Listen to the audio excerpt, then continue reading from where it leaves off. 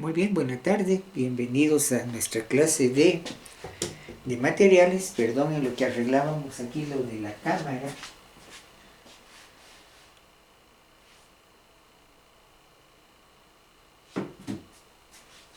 Entonces, por favor, vamos a ir grabando el aporte del día viernes, el día de hoy. Vamos a seguir disertando un poquito sobre el curso de materiales de construcción, por favor. Pues por lo menos vemos ahí que, bueno, alguien ahí está presente en la clase de hoy. Tenemos a alguien más ahí. Muy bien, buena tarde, bienvenidos. No es necesario que contesten. Hablemos un poquito entonces sobre esta situación. Bueno, espero que haya tenido acceso al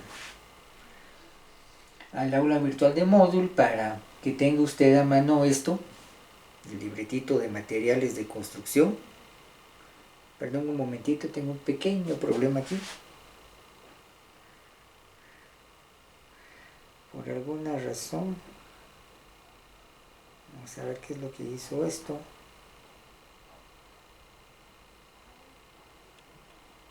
Ahí estamos. Bueno, ya habíamos dicho que ahí tenemos contenidos, etcétera. Y por ejemplo, ahorita tendríamos que hablar un poquito de materiales de construcción y hablamos un poco muy general del contexto que nos tocaría ahora. Tendríamos que hablar un poco de la normativa. Bueno, fíjense que aquí es importante esto. Si hablamos de normativa, digamos, es las bases del juego sobre la cual yo hago diseño. Por ejemplo, aquí en la página 7, para Guatemala, digamos, alguna normativa pertinente a la ingeniería civil. Bueno, si hablamos de lo macro, de, digamos, lo que es agua y saneamiento, ¿sí? Ahí necesito lo que son los criterios, si alcanzan a ver ahí, si tienen, a veces una recomendación, si tienen ya este material, este libreto, valdría la pena que lo tenga a mano. Yo voy hablando, voy comentando, dijo tal y tal cosa, si usted quiere hacer anotaciones electrónicas o su cuaderno. Lo que yo quiero es que usted vaya anotando ahí, vaya haciendo sus propios aportes. Ahí pueden salir dudas, preguntas, comentarios, y miren, eso es enriquecedor. ¿Por qué razón? A veces hay cuestionamientos importantes que quien está dando la clase, por ejemplo su servidor, no lo ha pensado, pero alguien más sí. Y eso hace que vaya avanzando con nuevos aportes un material como este. No es una panacea, no es eso que pretenda resolver todo, no.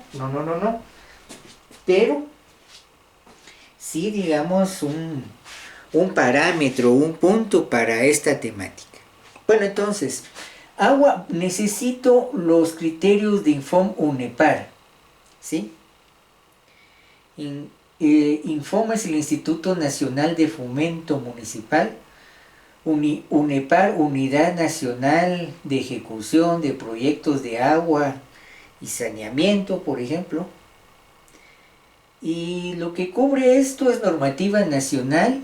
Aquí una cosa muy importante, de criterio europeo de dotación. Por ejemplo, cuando hablo dotación, es la dotación de agua. Por ejemplo, cuántos litros por habitante por día, ¿sí?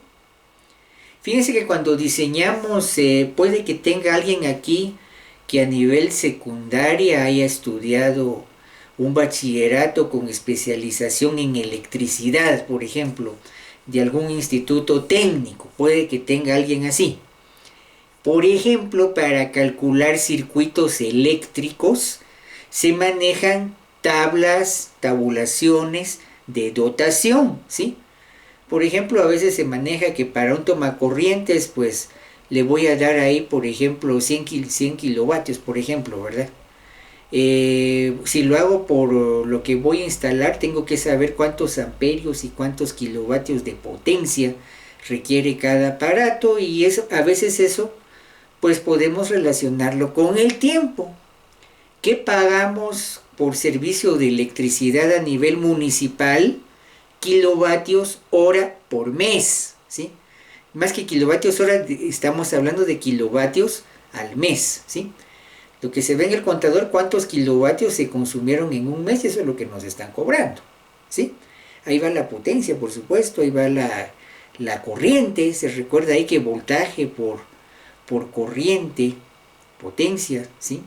Los amperios por la cantidad de voltaje instalado, 110, 220, pues eso es lo que nos va dando el recibo a fin de mes. Igual es en agua.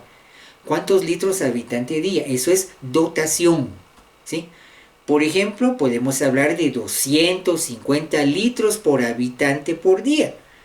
Para 4 personas, 250 por 4, 1000 litros por día. O 1000 litros por vivienda por día, por darle un ejemplo. Drenaje de agua servida de esa dotación que llega a la casa, se estima que del 70 al 80% regresa al drenaje. O sea, de esos 250, multiplíquelo por 0.7, por 0.8, para estimar la cantidad de agua que uno bota al drenaje y calcular la tubería de evacuación. ¿Qué es eso? Dotación. Bueno, entonces, Infomunepar habla de la dotación. Es conservadora y racional, ¿sí? Considera el reciclaje propio en abastecimientos de agua como recolección de drenajes, lo que acabamos de hablar.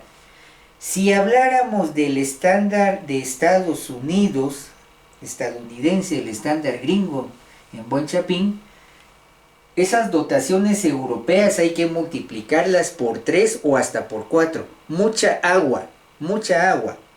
Aquí es un poquito más conservador, pues le estamos hasta cierto punto haciendo un beneficio al ambiente. Por ahí entra también la gestión, digamos, el manejo, jerga o palabras de moda técnicas en el ambiente de ingeniería. Por ahí entra un poco la gestión del recurso hídrico. Manejo de agua, pues. Eso es reciclado, ¿sí? Ciclo del agua, está dando vuelta, tengo que tomar agua, voy a utilizarla, tengo que limpiarla para regresarla al ambiente, y otra vez va el ciclo del agua de manera indefinida. Pero ahí está Infomunepar para materiales de construcción en esta área de ahí.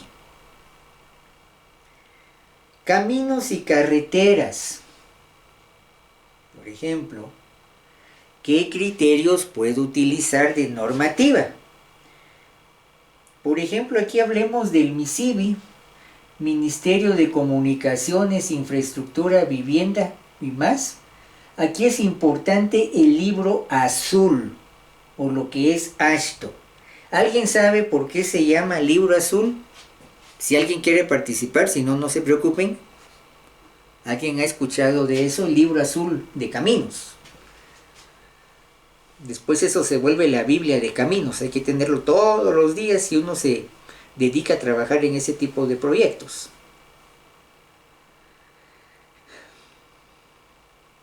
Bueno, se conoce como libro azul de caminos. Tradicionalmente la pasta del libro es color azul, por esa razón, ¿sí? Ahora, solo un breve comentario. En Guatemala, hay que hacer ese comentario. Históricamente, aquí en nuestro país, en Guatemala, que yo recuerde, han habido 3 libros azules diferentes, en diferente contexto, ¿sí? Está el libro azul de caminos, ¿sí? Ah, es que es el libro azul, sí, pero ¿cuál libro azul? El libro azul de caminos es lo que uno tiene que decir, ¿sí? Porque también existe el libro azul que era el plan de gobierno de Jorge Carpio Nicol. Él sufrió un asesinato político en los 80, 90, y era una recopilación de la problemática de Guatemala. Tal vez usted nunca vio eso, tal vez su papá o su mamá o los abuelos sí. ¿Sí? Este es el libro azul, que iba a ser un plan de gobierno.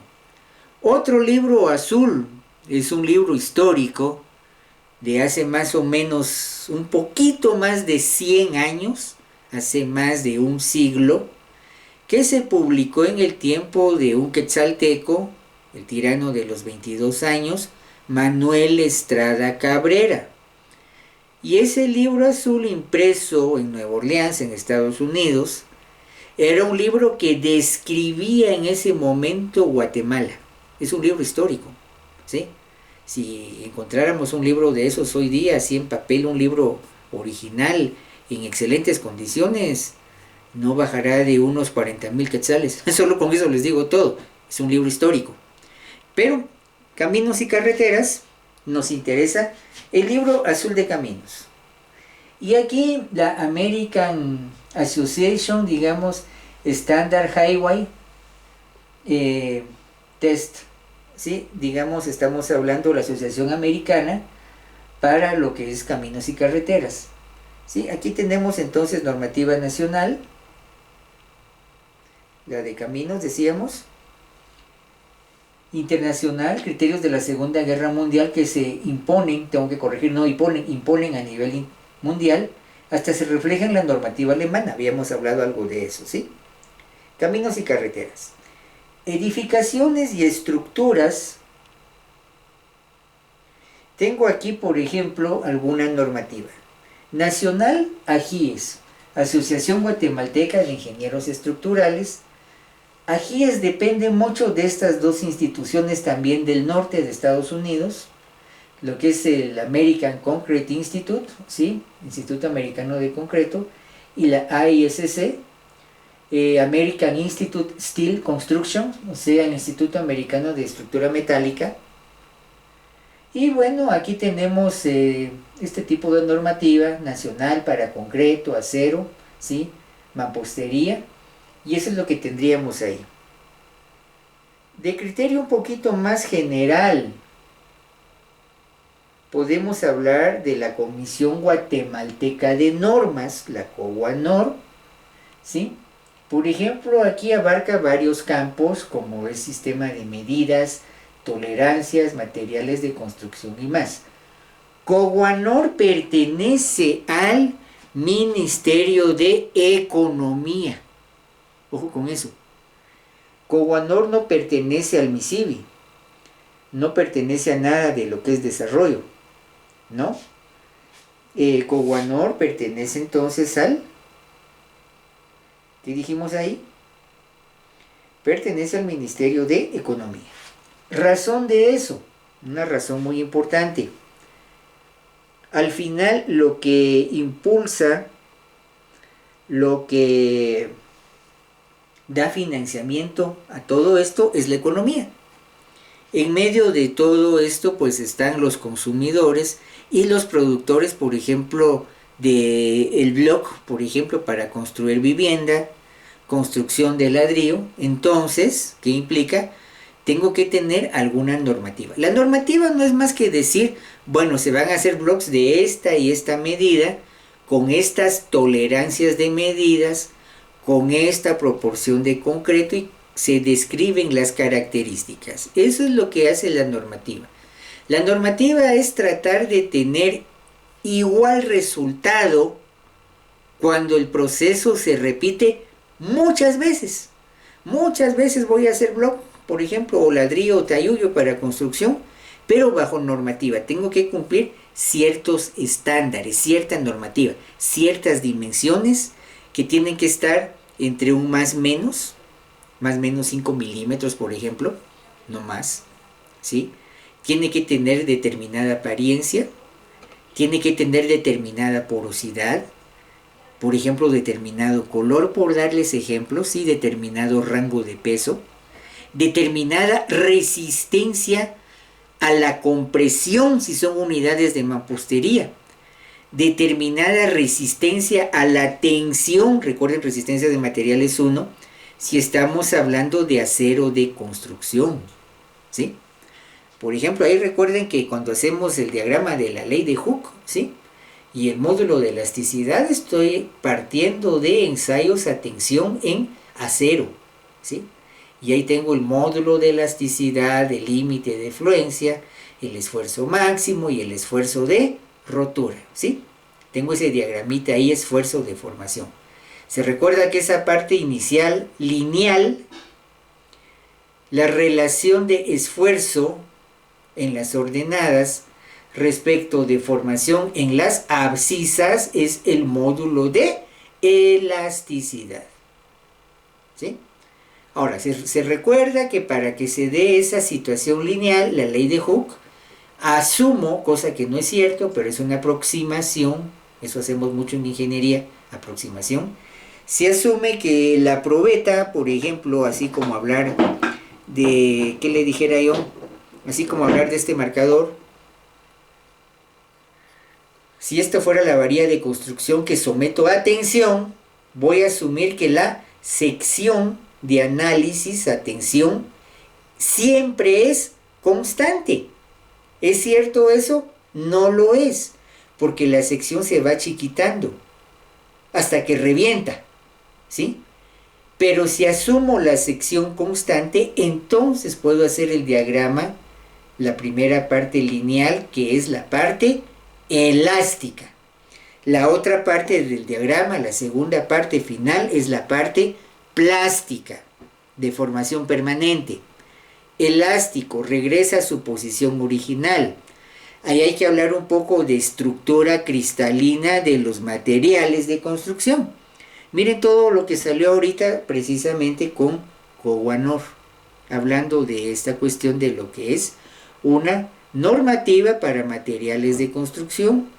También hay normativa para construcción, normativa para hacer edificación en concreto, normativa para hacer edificación en estructura metálica, normativa para levantar estructuras de mampostería, ¿sí? Son criterios mínimos. Como un comentario con esto, la importancia entonces de mantener ese estándar, ¿sí? Por ejemplo, cuando se hace trabajo comunitario, ¿sí? A veces ahí pues entre todos van aportando materiales de construcción, ¿sí? Alguno trae unos pocos blocks, otro trae más blocks, otro trajo un poco de cemento, otro trajo otro poco de cemento, alguien trajo algunas varillas de construcción, alguien más trajo otro tipo de varilla. Ese es el trabajo comunitario. Y entre todos pues van juntando los materiales y poco a poco se va improvisando la mano de obra y se va construyendo. Bueno, en principio pues no está mal la idea. Ahora, problema con esto. Pensemos que en algún momento a usted como estudiante de ingeniería civil o como de sus primeros trabajos de ingeniero civil ya graduado, le toque en algún momento manejar, liderar algún tipo algún tipo de proyecto como este, ¿sí? Mira, ya que estudiaste ingeniería, hacenos un favor, apoyanos, fíjate que tenemos que construir esto y lo otro, ¿sí? Y necesitamos a alguien que sepa de ingeniería. Un momentito, disculpe. Necesitamos a alguien que sepa de ingeniería si todavía usted no es ingeniero. Y ayúdenos para manejar ese proyecto. Bueno. ¿Qué tiene que ver esto con normativa?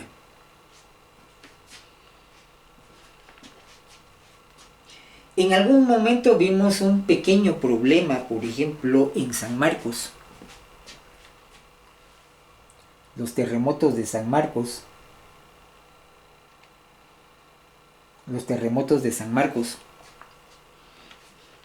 2012, 2013, 2014. ¿Qué pasó ahí? Resulta que fuimos a evaluar un templo católico, una iglesita católica, pero en unas partes estaba muy rajado el muro y en otras no había pasado mayor cosa. Qué raro que la pared se comporte de manera tan irregular. Unas partes de esa construcción están muy agrietadas, otras casi no tienen grietas. ¿Por qué? si no es una edificación tan grande. El problema nos lo dio el trabajo comunitario. Cada quien de buena voluntad fue trayendo bloque, pero traían el bloque que podían, el bloque que encontraban, sin ninguna especificación técnica. Así como había un bloque más o menos bueno, había bloque regular y había bloque malo. Donde se colocó el bloque malo, pues obviamente ahí habían unas grandes grietas en la pared. Igual con el acero de construcción. No había un control de calidad de acero de construcción. Unos trajeron muy malo, otros un buen acero, un más o menos. Igual con el cemento. Entonces es importante, trabajo comunitario, hablando de normativa. Bueno, fíjense que por esto y esto y esto hay que sentarse, hay que hablar, digamos, con la comunidad, con el grupo de interesados. Está bueno, se puede apoyar, pero por seguridad, para guardar la inversión que cada quien hace, es mejor que utilicemos un bloque con esta normativa, con este estándar que resista a esta compresión. Igual el acero, es mejor que compremos un acero para que resista esta tensión. Hasta eso hay que hacerlo con gracia, porque si no, la gente puede tomar eso como una imposición. No solo, sino también yo pensaba regalar un poco de material, pero me están diciendo que tiene que ser así, así. Hay una razón.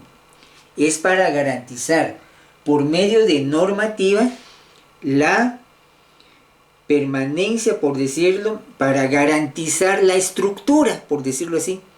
Dar cierta garantía de durabilidad, de vida útil de esa estructura, cuando yo mantengo cierta normativa. ¿Sí?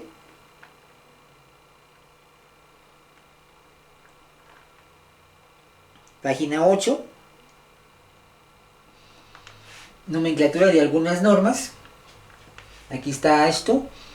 American Association of State Highway and Transportation Officials, Asociación Americana para el Estado de Carreteras y Transportes Oficiales.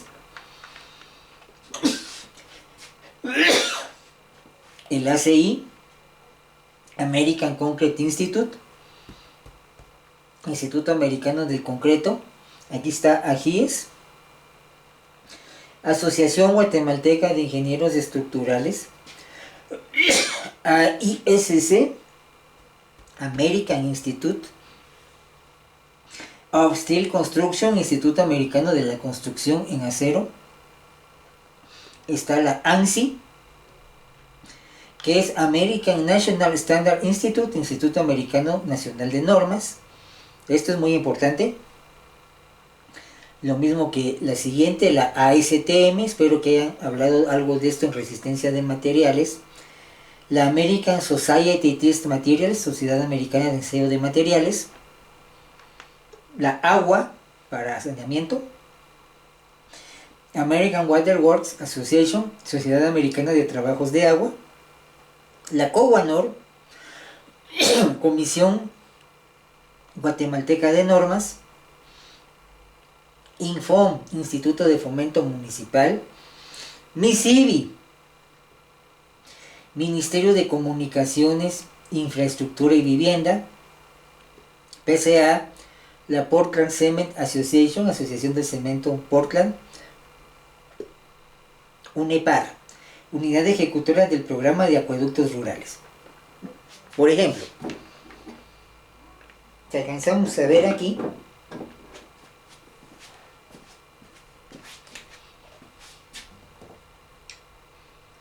COWANOR, INFOM,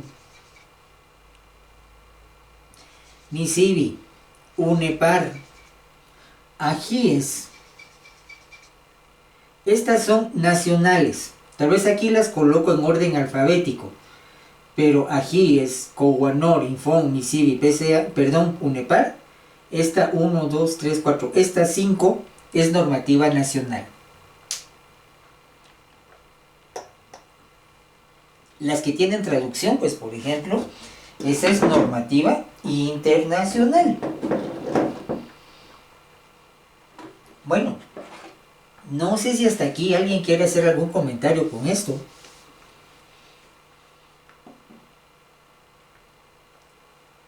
¿O quiere participar? Pregunto.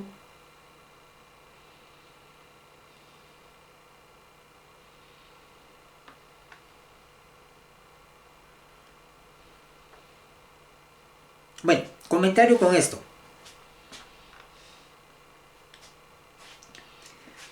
El oficio de ingeniería, por ejemplo, Guatemala versus Estados Unidos. Generalmente la normativa en Guatemala, como INFOM, NEPAR, lo que es, por ejemplo, MISIBI, esto es financiado, pagado con nuestros impuestos. Es el Estado de Guatemala el que se pone a hacer normativa. ¿Sí? En Estados Unidos, AASHTO, ACI, AISC, ANSI, por ejemplo, esas son asociaciones sin fines de lucro, no es el Estado. ¿Y eso qué? Me dirá alguien. Eso implica que una ventaja y no, en el caso de Guatemala, la normativa local, como es financiado por nuestros impuestos, si uno quiere una copia, hoy día sería una copia electrónica, no hay costo, no pago por la normativa. Mientras que en normativa norteamericana, yo tengo que pagar, tengo que comprar la norma, porque son asociaciones sin fines de lucro, pues algún financiamiento tienen que tener. Y ahí se maneja a veces la cuestión de membresía. Si yo pago mi membresía, por ejemplo, generalmente son membresías anuales, pues yo tengo derecho a ver boletines, publicaciones de cada uno de ellos. Por ejemplo, el ACI saca boletines estructurales, boletines sobre materiales, digamos, diseño de mezclas, morteros, etcétera. Más o menos cada 3 meses, por ejemplo, 4 boletines por año. Boletines más o menos grandes, de unas 200 páginas, ¿sí? Pero si soy miembro, si tengo membresía, cada vez que sale una nueva normativa yo lo puedo conseguir más o menos a mitad de precio si yo no fuera miembro. Así funciona eso. Por otro lado, construcción de caminos y carreteras, creo que habíamos mencionado ya. En Estados Unidos es el Estado, la organización estatal, la que construye eso. Aquí en Guatemala se subcontrata para que particulares hagan eso. Como cualquier situación, cualquier punto tiene aspectos a favor y aspectos en contra. Muy bien, esto es respecto a la normativa, así digamos, hablando cosas así muy puntuales.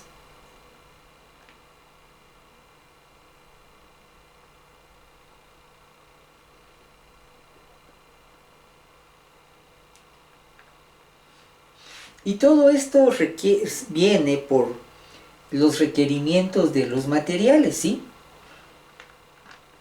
¿Qué cosas necesito para un material de construcción? Miren, en general hay exigencias, digamos, generales y hay exigencias, digamos, de los usuarios. Por ejemplo, en lo fundamental, estoy por favor aquí en la página número 3, página 3. Hay exigencias fundamentales o absolutas. Indistintamente quién sea el usuario de esto, estas están relacionadas con la salud física y mental de las personas, que toman en cuenta aspectos de sonido o acústicos, higrotérmicos, o sea, humedad, temperatura, iluminación y asolamiento, luz y aire, por ejemplo, aireación, seguridad, la estética. La exigencia relativa es más de comodidad o bienestar relacionados al nivel de vida y cultural, más que todo cuestiones de gusto, si se puede decir, ¿sí? Aquí depende del estudio, de la educación, cultura, tradición y hábito de vida de una población. A veces por tradición se utiliza cierto material de construcción que hasta tiene cierto significado en el pensamiento de las personas. Es entonces una exigencia relativa a la persona. También hay exigencias colectivas, o sea, ya un grupo de personas, necesidades de comunidad. Va esto relacionado con oferta de materiales locales de construcción, de tradición de grupo. Por ejemplo, hablábamos aquí de Quetzaltenango y la antigua Guatemala. Los trabajos de los centros históricos se realizan con piedra caliza arenisca, o sea, piedra a base de cal arena. ¿Sí? Es eso.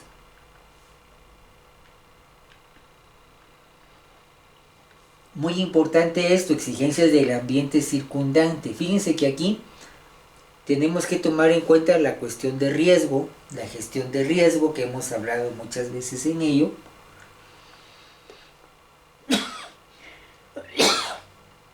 Depende del clima, de la sismicidad, por ejemplo. Eso es importante. Inundación, por ejemplo. Probabilidad de deslizamiento de tierra. Hay que evaluar el medio. Perdón. ¿Cuál es el mejor material para resistir ese tipo de problemas del ambiente? También las condiciones de uso, ocupación previstas de edificio. Hay que usarse esto, digamos, de manera correcta. Miren, ejemplo de esto. La mala práctica de la utilización de viejas viviendas grandes, por ejemplo, para colegios y sanatorios privados, ¿sí? Gente que se va, que deja la casa del centro del poblado. Ahora me voy a un lugar más a la orilla, más tranquilo, pero ¿qué hago con esa casa? Puede que la venda, puede que la ponga en arrendamiento. Mire, su casa está grande, podemos tener ahí un colegio, podemos tener un sanatorio privado. Se puede y no. ¿Por qué razón? Porque la construcción de forma original, el manejo del espacio, diríamos desde el punto de vista de arquitectura, fue pensado para vivienda. Y los materiales fueron para vivienda. No son para colegio ni sanatorio privado. ¿Sí?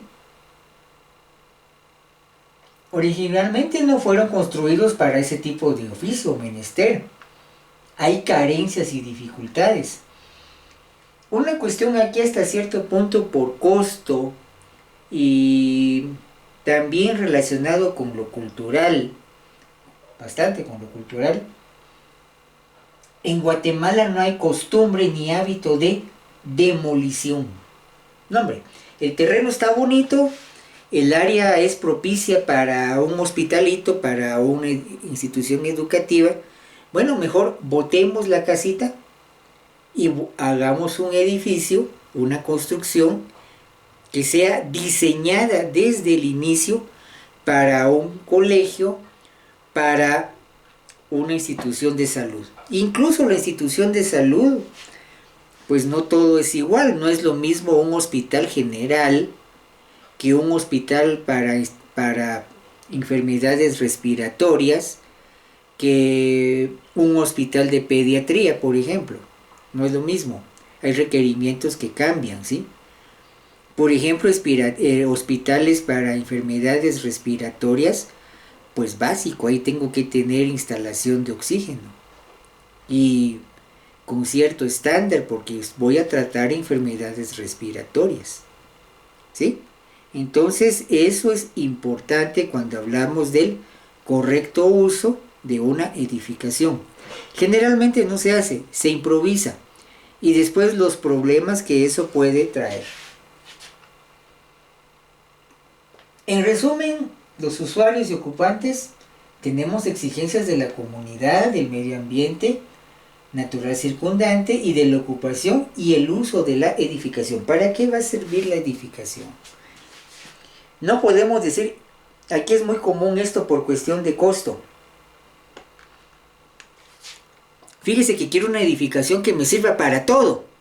No se puede, no se puede, porque hay requerimientos importantes, ¿sí? Una cosa es requerimiento para vivienda. Necesito, digamos, cierto control de temperatura, humedad, que sea adecuado en función del clima, cierta situación de ventilación y de iluminación. No es lo mismo que una edificación para un taller industrial. Ahí lo que necesito es iluminación para ver máquinas, para ver el proceso. Digamos que los espacios se manejan de forma diferente y el diseño, ¿sí? ¿Qué otra cosa podemos decir ahí? No es lo mismo construir, digamos, que una vivienda después se transforma en restaurante. La cocina de una vivienda es muy diferente a la cocina de un restaurante. Por ejemplo, como puede ser un restaurante de comida tradicional, puede ser un restaurante de comida rápida y necesita autoservicio. Es diferente, por favor. Pero ese es el problema. Y no solo se da con vivienda. Posiblemente tenga alguien que, por ejemplo, sea aficionado, por ejemplo, un poquito a la música. Igual, digamos, no puedo tener una guitarra para todo, ¿verdad? ¿Sí? Igual aún con unas guitarras de cajón, por sencillo que sea, digamos, guitarras acústicas.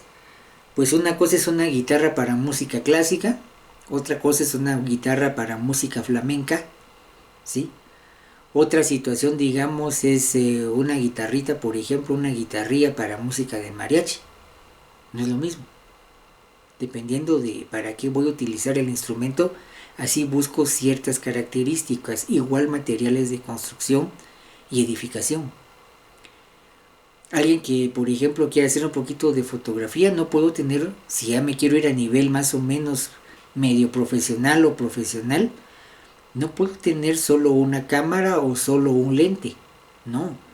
Por eso digamos cámaras con lentes desmontables, dependiendo si usted va a hacer fotografía macro, micro, de paisaje o qué sé yo, ¿sí? Entonces, ojo, uno tiene que estar consciente de las bondades y limitantes que tienen los materiales, bondades y limitantes del uso de la edificación. Desde ahí empieza el diseño y el manejo de riesgo.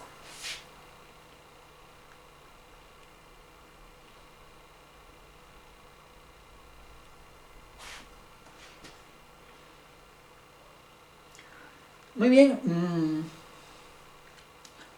Resolución de esto pues implica, digamos, requerimientos humanos, normas de calidad de componentes, elementos, garantizar resultados esperados.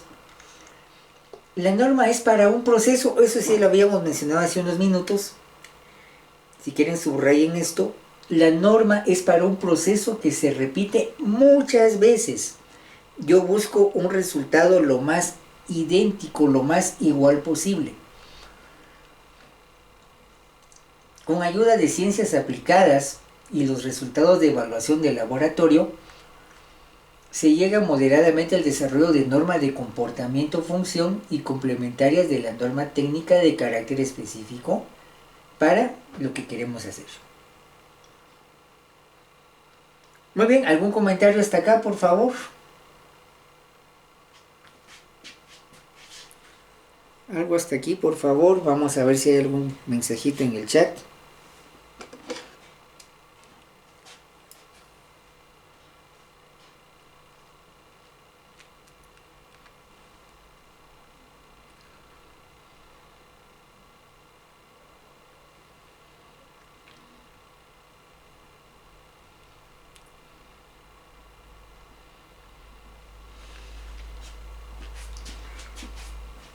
Bueno, ¿cómo escogemos y seleccionamos el material de construcción? Bueno, primero lo económico para las condiciones impuestas durante el periodo de vida útil de la estructura. O sea, fácil lo que voy a decir ahorita, pero no tan sencillo de cumplir con esto. Tengo que buscar la mejor opción al menor costo. Recuérdense que en Guatemala, especialmente aquí, tenemos una cultura del regateo, ¿sí? Una de las características del guatemalteco es que nos gusta que nos regalen todo, por más que sean cosas que no nos sirven, ¿sí? Pero lo queremos todo de regalado. Es una característica del guatemalteco. Ojo, punto de vista personal de quien está haciendo la exposición, ¿sí? Por eso la cultura del regateo y esa postura, mira, quiero, por ejemplo, bueno, ahorita está nublado, que hubiera, digamos, si alguien quisiera estar viendo las estrellas, mira, quiero un telescopio que me sirva para todo. Tampoco se puede. O se va a poner a ver planetas o se pone a ver cielo profundo. De entradita, ¿qué quiere hacer? ¿Sí? Por esa razón, tengo que tener muy claro para qué va a servir la estructura, para buscar el mejor diseño y los mejores materiales para que satisfaga desde el mejor punto de vista económico al mejor precio posible las condiciones de uso. Por ejemplo, las condiciones del medio donde está esa edificación, para garantizar un periodo de vida útil, para cuánto tiempo pensamos que va a durar ese proyecto. Por ejemplo, ya vamos a revisar eso más adelante. En obras de saneamiento, si hablamos de Infomunepar, lo que son los acueductos de agua, los sistemas de drenaje, los rellenos sanitarios para basura, la típica o la clásica vida útil, el tiempo de vida de ese proyecto, aprox 20 años, no más. ¿Por qué 20 años? Porque ese tipo de proyectos se considera el tiempo de una generación de personas. Por ejemplo, llegamos a la mayoría de edad a los 18 o a los 21 años, en promedio 20 años. Si ya cumplí 18, ya puedo ir a tramitar mi DPI, por ejemplo. Hace muchos años era la cédula de vecindad y la cédula de ciudadanía, hoy eso es historia. Pero muy importante esto. Ahora, si la edificación fue diseñada para un fin, pero terminó en otro, puede que la vida útil se acorte, porque no se le está dando el uso adecuado, una alternativa. Y sobre todo en obra a nivel estatal, el típico problema, hablemos esto claro, como esto voy terminando, el típico problema de corrupción. Se sacrifica mucho la calidad del material con tal de sacar las benditas comisiones del alcalde, del tesorero, de los concejales, qué sé yo, ¿sí? Ingeniero, no se haga bolas, usted saque nuestra comisión, mire, fíjese que eso no está tan grande, aquí o allá, y uno en algún momento, pues si se presta al juego, la cuestión está que a veces está la tentación de colocar material más barato. ¿Y qué pasa con colocar material más barato? No va a resistir los requerimientos impuestos, no va a resistir las condiciones impuestas durante el periodo de vida útil. Si bien va a durar no 20 años, 10 años, 5 años. ¿Sí? ¿Y eso qué tiene que ver? Pensemos que era un proyecto que tenía, por ejemplo, un costo, digamos, de 2 millones de quetzales. Pero por esos malos usos administrativos, cuando se construyó y estaba previsto a 20 años, duró 10 años. Vino un terremoto, como pasó en San Marcos con el edificio de gobernación, por ejemplo, se agrietó todo, pues hubo que hacerlo de nuevo hasta cierto punto. Bueno, ¿de qué te quejas? Diría de manera cínica algún colega. Más trabajo para todos. Sí, es cierto, más trabajo para todos. Es que si vos no lo haces, alguien más lo va a hacer. Correcto. Pero, aquí está el gran pero. ¿De dónde sale ese dinero para volver a construir la obra que se hizo mal? Y no crean que se va a hacer bien otra vez. De repente la van a hacer mal otra vez. Y no va a durar los otros 10 años faltantes, sino posiblemente solo 5. Cabe esa posibilidad. Bueno, a los 5 años hay que hacerlo otra vez. ¿Y de dónde sale el dinero? Si no es préstamo externo, nos vamos a endeudar como pasó ahorita con los hospitales temporales desde hace 2 años.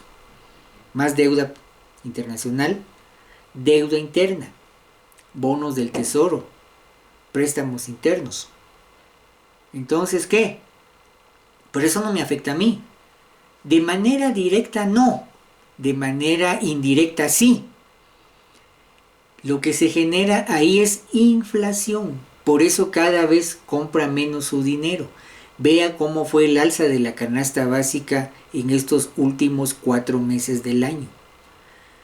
Empezó a subir la gasolina, hay un problema internacional, empieza a subir el transporte de comida, de verdura, de abarrotes. Miren por dónde van los precios ahora. Eso es la inflación. Cada vez un billete de 100 quetzales compra menos.